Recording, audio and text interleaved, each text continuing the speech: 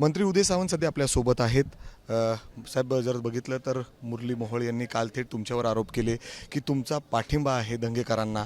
ज्या पद्धतीने ते सातत्याने आरोप करतायत, तुम्ही असं देखील म्हणलं की ठाण्यामध्ये ज्या पद्धतीने नाईक थेट निशाणा साधतायत उपमुख्यमंत्री एकनाथ शिंदेंवर, आणि त्यालाच उत्तर म्हणून मुरली अण्णांचा कदाचित गैरसमज झाला असेल।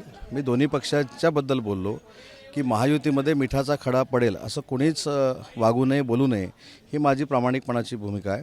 आणि धनगेकरांबद्दल बोलत असताना मी म्हटलं की त्यांनी बोलणं उचित आहे असं मी कधीच बोललेलो नाही, कारण शेवटी आम्ही महायुतीमध्ये काम करतो। पण तसंच जे नवी मुंबईमध्ये चालू आहे ते देखील थांबलं गेलं पाहिजे, हीच भूमिका आहे त्याच्याबद्दल।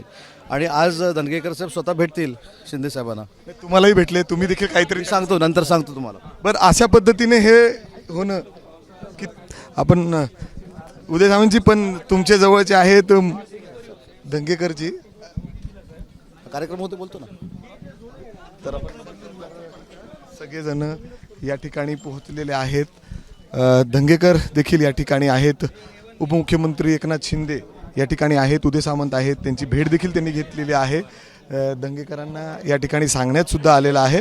मात्र त्याचवेळी जर आपण बघितलं तर उदय सामंत म्हणतात की मुरली मोहोळ यांना गैरसमज झालाय। कॅमेरामॅन राजेश बिडकरसह मी मिकी घई, एबीपी माझा, पुणे। एबीपी माझा, उघडा डोळे बघा नीट।